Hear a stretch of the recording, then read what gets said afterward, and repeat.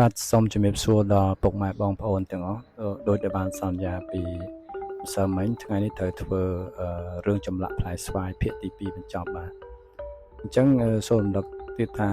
ចម្លាក់ដែលខ្ញុំបានថតនោះគឺនៅលើភ្នំព្រះនេត្រព្រះហើយភ្នំនេះគឺមានទីតាំងស្ថិតនៅក្នុងភូមិសាស្ត្រឃុំព្រះនេត្រព្រះស្រុកព្រះនេត្រព្រះខេត្តបន្ទាយមានជ័យបាទដោយយើងបានឃើញមកហើយពីចម្លាក់ដើមឈើរុក្ខជាតិសត្វយើងបានឃើញនៅផ្ទាំងចម្លាក់បាយ័នឬក៏អង្គរវត្តប៉ុន្តែយើងកម្រឃើញជាលក្ខណៈឆ្លាក់ផ្លែស្វាយនៅលើកំពូលភ្នំអញ្ចឹង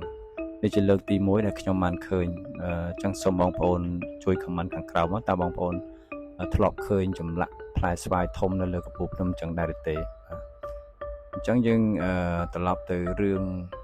អត្ថន័យរឿងរ៉ាវយ៉ាងម៉េចដែលតាក់ទងនឹងផ្លែស្វាយនេះយោងតាមទេវកថាឥណ្ឌាមានពេលមួយមានឥសីម្នាក់ឈ្មោះនារ៉ាដាឬក៏និរុទ្ធបានមកថ្វាយបង្គំព្រះសិវៈនៅលើភ្នំកៃឡាសដែលជាឋានរបស់ព្រះសិវៈនិងព្រះនាងប៉ារវតីហើយក៏បាននាំយកផ្លែស្វាយមាស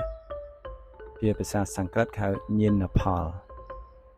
ហើយផ្លែស្វាយមាសហ្នឹងគឺតំណាងឲ្យផ្លែចំណេះដឹងកន្តិបណ្ឌិតនិងប្រាជ្ញាមកថ្វាយដល់ព្រះសិវៈតែផ្លែស្វាយនេះមានតែមួយមិនអាចពុះជា2ឲ្យកូនព្រះសិវៈបានឡើយហើយដូច្នេះព្រះសិវៈបានសម្រេចថានឹងប្រគល់ផ្លែដ៏ពិសិដ្ឋនេះឲ្យកូនប្រុសម្នាក់ក្នុងចំណោមកូនទាំងពីរគឺមានស្កន្ទនិងកណេសដើម្បី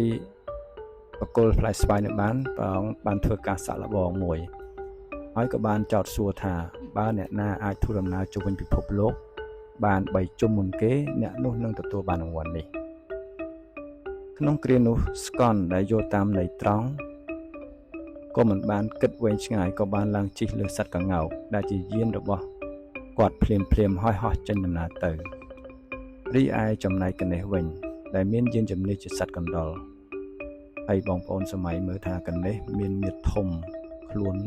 ពោះកំប៉ោងហើយក្បាលដំរីហើយមានសត្វកដោជាយានជំនិះតើអាចធ្វើដំណើរលឿនដូចស្កន្ទដែលជិះកង្កោកហោះទៅបាត់ទេអញ្ចឹងព្រះកណេសបានឆ្វេងយល់នឹងអត្ថន័យដោយប្រាជ្ញាដ៏ជ្រាលជ្រៅហើយព្រះអង្គគិតថាពិភពលោកពិតប្រាកដគឺស្ថិតនៅលើឪពុកម្ដាយរបស់គាត់គឺព្រះសិវៈនិងព្រះនាងប៉ារវតីនេះឯងហើយដូច្នេះគាត់បានដើរទៅសំពះឪពុកម្ដាយហើយ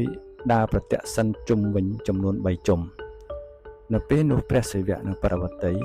មានការពេញចិត្តយ៉ាងខ្លាំងចំពោះប្រាជ្ញារបស់កណេសដូច្នេះហើយបានប្រគល់ផ្លែញៀនផលឬក៏ផ្លែស្វាយមាសនេះទៅឲ្យគាត់ហើយដូច្នេះហើយព្រះកណេសត្រូវបានគេគោរពជឿថាជាទេពនៃប្រាជ្ញានិងកម្ចាត់រាល់ឧបសគ្គនិងឧបទ្រពចង្រៃរី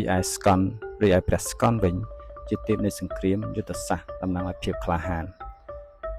ចឹងសូមអរគុណច្រើននេះជាវីដេអូខ្លីមួយដែលខ្ញុំសាកល្បងធ្វើដើម្បីចែកជាធម្មទានដល់បងប្អូនទាំងអស់ចឹងបើបងប្អូនពេញចិត្តឬក៏បងប្អូនមានសំណួរអ្វីតាក់ទងនឹងរឿងខ្លីៗតាក់ទងនឹងទេវកថាឬក៏ទេវឋានកន្លែងដែលជាតម្កល់ព្រះសិវៈក្តីព្រះវិស្ណុក្តីឬក៏ទេពផ្សេងៗក្តីសូម comment ខាងក្រោមមកសូមអរគុណជួបគ្នាវីដេអូក្រោយ